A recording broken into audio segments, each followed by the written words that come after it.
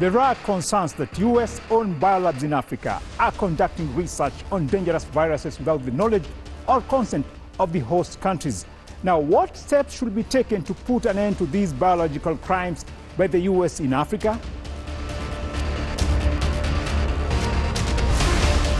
Multinational companies from the United States and France operating within Malawi have intentionally avoided paying taxes and royalties totaling over $300 billion. Now, is this the continuation of colonial era looting and exploitation of Africa?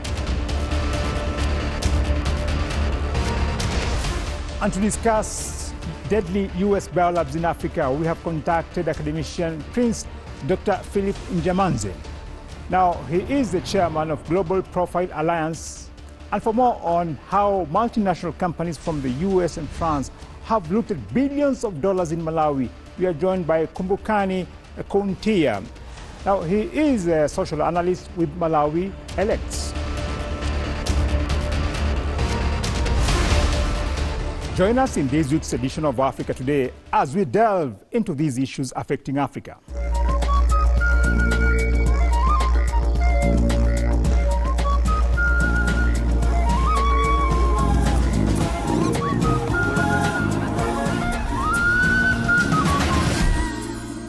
Africa has become a focal point of interest for the US government, which views the region as an unlimited natural reservoir of dangerous pathogens and a testing ground for experimental medical treatments.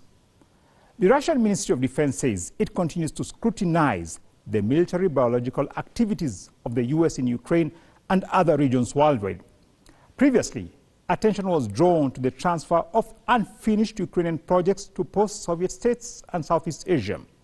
Now, according to the Deputy Chief of the Radiation, Chemical and Biological Defense Troops at the Russian Defense Ministry, Washington's system for managing biological risks in other countries was tested in Ukraine and Georgia and is now actively employed in Africa.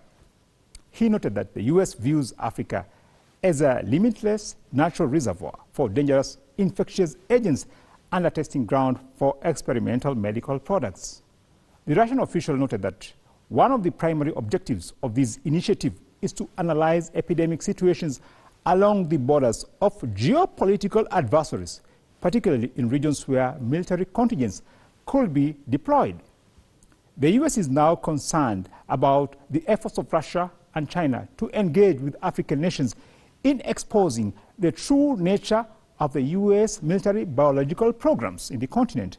Now, how do the activities of the US biolabs impact the local healthcare systems and sovereignty of the host countries in Africa?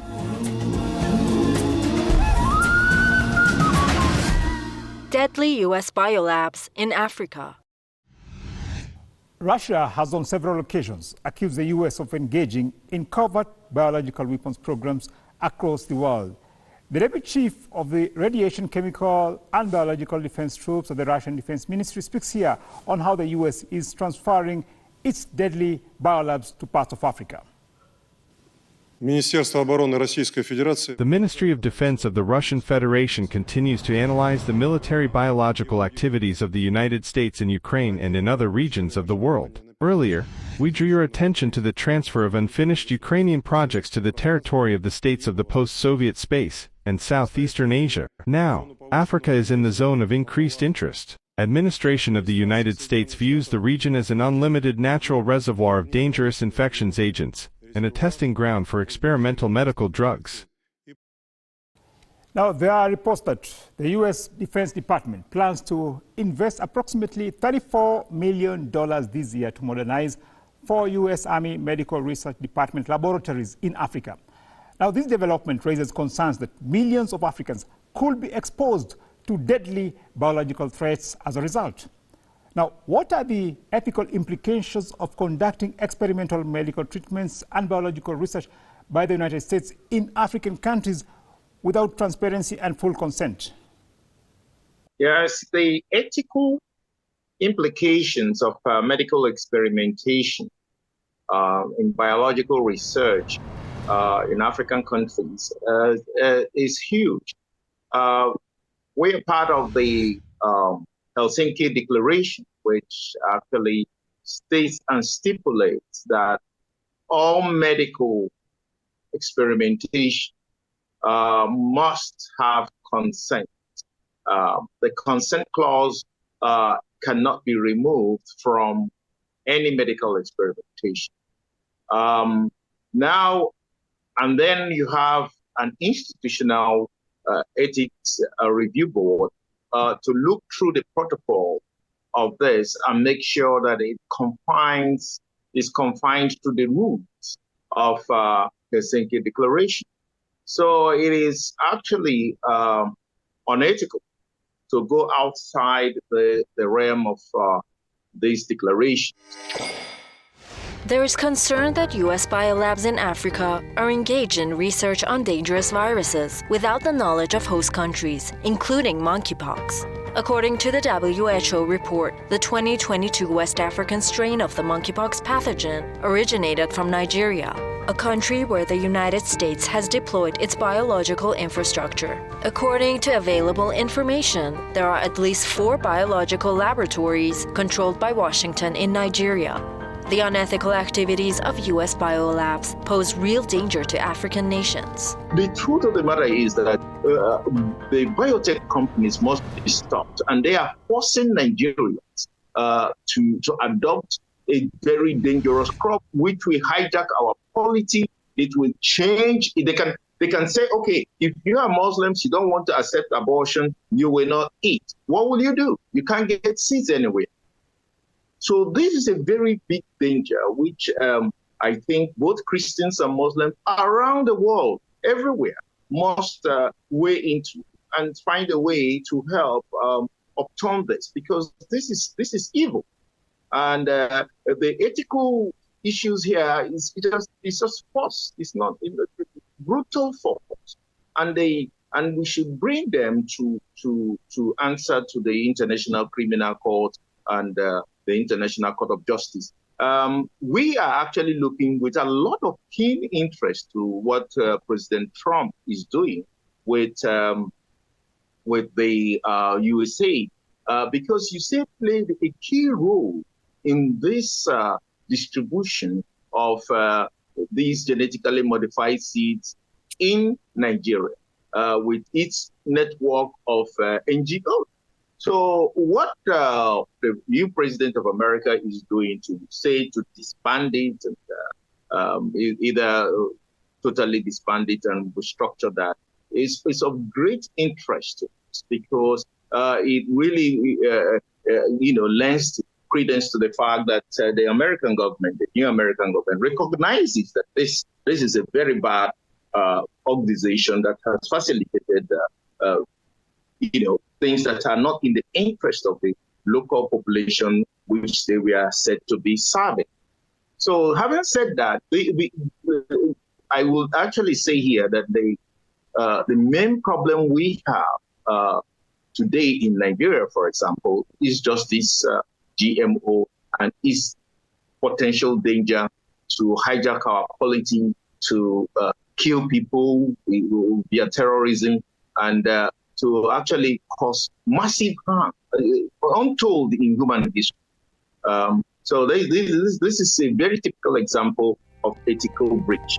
One of the most unethical and dangerous examples involves Pfizer's clinical trial of the antibiotic Trovan in Kano, Nigeria during a 1996 meningitis epidemic. Many participants, including children and their guardians, were not fully informed about the experiment's nature or the potential risks. A parent of a survivor of the Pfizer scandal speaks here, years after the rogue experiment. In the climate form we filled, they stated clearly that only when we undergo a DNA test, they will pay the compensation. Pfizer faced significant legal and ethical challenges with lawsuits after the trial resulted in deaths and injuries among the participants who were duped by this U.S. pharmaceutical company. Now, what measures should be taken to ensure that such biological crimes by the U.S. are not repeated in Nigeria? We have to be extremely careful about any clinical trials in Nigeria by pharmaceutical companies and across Africa.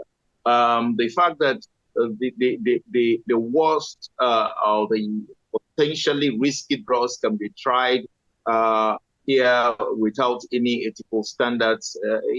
It's real. I mean, the danger is real. And we cannot just trust what people are saying and what the assurances they give. Most of these assurances are empty assurances, which are not based on real data. So we really need to improve our vigilance, pharmacovigilance in Nigeria and across Africa. The fact that people are coming to make donations and bring things that will provide remedies to diseases, it does not mean that they are honest. And it does not mean that we should just accept it. Because we have examples where they were being caught. And giving them exemptions from any prosecution, it's a catastrophe. Because what it means is that if they were to release a drug or a vaccine that will cause a lot of harm to people, they can't be prosecuted. This is unthinkable. How can somebody suffer an injury and then you cannot prosecute the person who inflicted the injury? It's unconstitutional. It was even against the Nigerian constitution. So there was no place for any exemption. The pharmaceutical companies should face the consequences of their action or inaction with regards to the vaccines they introduced. Numerous trials for HIV/AIDS treatments conducted by U.S. biolabs in Africa, in countries such as South Africa, Uganda, and Kenya, have encountered condemnation by the international community. The participants were not genuinely informed that they were part of experimental trials. The findings and data from these biolabs primarily benefit U.S. interests. Now, experts blame African governments for failing to protect the interests of their citizens. Now, Dr. Njemane, what's your perspective on this issue?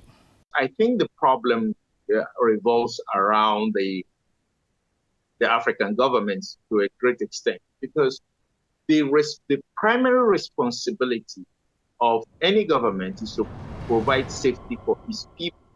So if the African government, either within the regional organizations like ECOWAS or the continental organization like AU, were to take responsibility for health and make sure that they have ethical, strict ethical guidelines for all the pharmaceutical companies operating across African countries, and make sure that these agencies that oversee these processes are not funded by outside governments.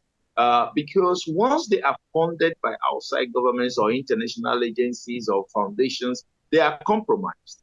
So it will not be in the interest of the African people, but it will be the interest of the company or the people who are funding it. So I think to some extent, as much as one will condemn the experimentation issues, one also will lay the lack of responsibility by the African governments themselves. Well, unfortunately, our time is over. For this segment of our program, I'd like to thank our guest today, Dr. Philip Njemanze, the chairman of Global Profile Alliance, for his insight. And we'll now take a short break before our next topic on how Western multinationals are looting billions of dollars in Malawi. Stay with us.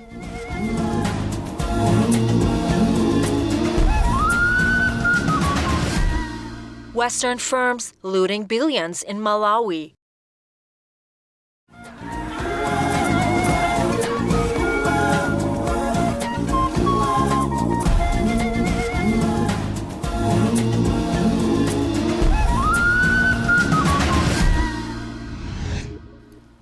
African countries are losing billions of dollars annually due to illicit financial flows. In response to this alarming issue, countries like Malawi are taking decisive actions to safeguard their resources from exploitation by predominantly Western multinationals. The government of Malawi has issued a demand for $309 billion in unpaid taxes and royalties from a United States firm, Columbia Gem House, related to the precious stones exported over the past decade. Additionally, Attorney General Thabo Chakata-Nyirenda announced that Malawi is pursuing $4 billion in unpaid revenue from the French oil gas company Total Energies and $9.5 million from the Turkish tobacco company Star Agritech. Now, the total amount sought from these three corporations is nearly 300 times greater than Malawi's national debt of approximately $1.2 billion. In 2023, amid an economic crisis, Malawi secured a loan of around $178 million from the International Monetary Fund.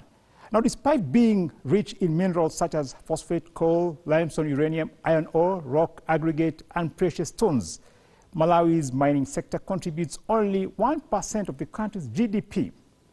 The government aims to implement stringent measures that will see an increase of this contribution by 10% by 2063. Now, the crucial question remains, what steps must Malawi take to free itself from the clutches of Western multinationals and fully harness its mineral wealth for national development? Western multinational corporations in the mining sector have not only failed to pay taxes and royalties, but have also destroyed the environment of Malawi, leaving millions in abject poverty.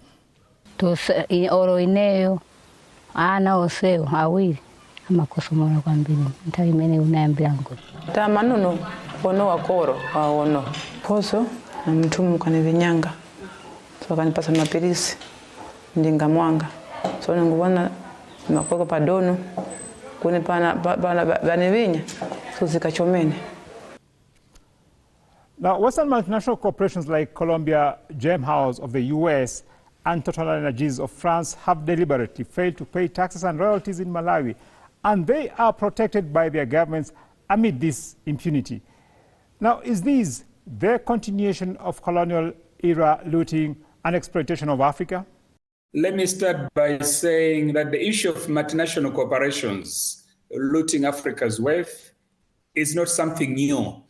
What we are witnessing currently with companies like Columbia Gem House in Malawi is what I might call continuation of the colonial extraction model, where resources leave the continent, but the benefits that were supposed to accrue to the citizens do not actually come with it.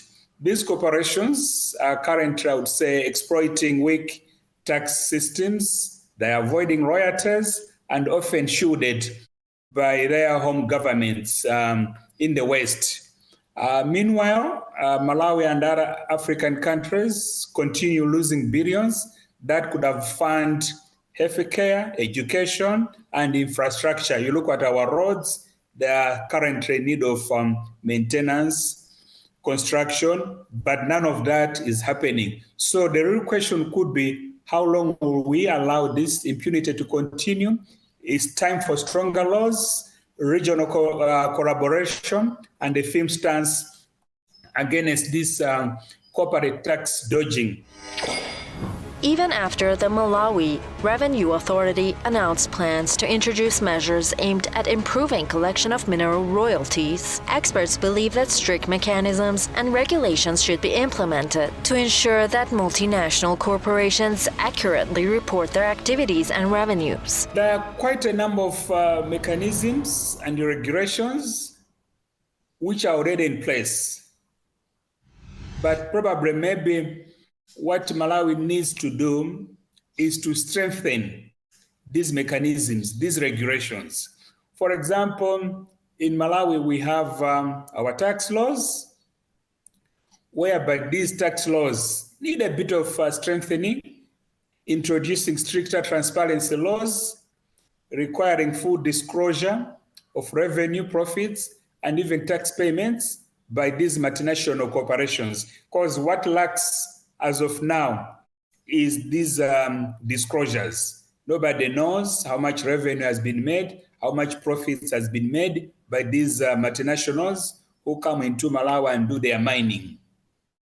And there is also this concept of beneficial ownership. which in most countries has already been instituted. Malawi is on that path, and we might need to have mandatory beneficial ownership disclosure. Companies coming into Malawi need to disclose their real owners, because would end up even having shell companies hiding their illicit activities. And there is also need for some stronger monitoring institutions. In Malawi, we have what we call Malawi Revenue Authority, which is the government institution that has got the mandate of collecting taxes on behalf of the government. And we need this institution to have stronger monitoring methodologies whereby they're able to track the financial transactions effectively on these companies. A new mining law in Mali has raised taxes and seeks to hand over big stakes in assets to the state and local investors. The new revolutionary rules compel companies operating in Africa's second biggest gold producer to divest a 35% share of new projects to Malian investors, up from 20% previously, and raise royalty taxes to 10.5% from around 6%. Our next question, Mr. Akuntia. How can more African nations strengthen their legal and institutional frameworks to hold multinational corporations accountable for unpaid taxes and royalties? African nations need to strengthen their collaboration, their legal institutions, and be able to work together, whereby they'll be able to end any legal loopholes that might be available. They need to revise some of the investment treaties that grant excessive rights to foreign investors at the expense of national interests. Currently, we have a regional cooperation, which hasn't been used to the best of most of the African countries. We have the African Union, we have the SADC. Countries, African nations, can coordinate their efforts through these regional platforms and be able to move on from there for the benefit of their citizens. And again, as nations within Africa, there's need for judicial reforms. They need to strengthen the independence of the judiciary to handle any tax and financial crimes without political influence from our politicians. And we could also look at some sanctions or penalties, imposing heavy fines on, or even blacklisting non-compliant corporations and revoking their mining licenses, and be able to handle this better for the benefit of the communities. A months-long standoff between South African authorities and illegal miners trapped in an abandoned mine in the town of Stilfontein ended recently with at least 78 people killed. Locals complain that despite the country's mineral riches, they still languish in poverty. We have so much minerals in this country, but the citizens here, they are not benefiting. And we're not happy because a lot of people are just roaming around without work. They are not even hiring our youth. They are not empowering our women. The interests of local communities and national governments need to be balanced with the operations of multinational corporations to ensure fair and sustainable economic development. There is a big need for local communities and national governments in terms of their interests to be balanced if to make any headway. For example, we have community benefit agreements. Multinational corporations should be enforced to sign legally binding agreements that ensures local communities receive fairer compensation. They're able to get jobs. They're able to get social services within the premises where these industries are constructed, where these mines are located. So you're looking at hospitals, you're looking at schools, roads. They should be provided. And we could also look at local ownership. There should be some increase towards local ownership, governments, in a way, when these multinationals are coming in, should promote joint ventures with local firms instead of allowing full foreign ownership of key industries. And we could also consider a fair share or a fair revenue sharing models that is transparent and ensures that royalties and taxes, they are benefiting both national and local governments, thereby avoiding these multinationals to capture all the resources. Now, as Africa implements the Continental Free Trade Area Agreement, isn't it about time that African countries come up with homegrown companies or attract investment from non-exploitative countries instead of relying on Western multinationals that have always wanted to loot the continent's resources? The AfCFTA, or Africa Continental Free Trade Area, is what I might call a game changer. This platform offers an opportunity for African countries like Malawi and the rest of the continent, either at economic level, like SADC, or the East Africa Community, or the West Africa Community. So it offers an opportunity for these nations to trade among themselves, whereby they'll be able to reduce dependency on the Western firms. And again, it calls for local enterprises.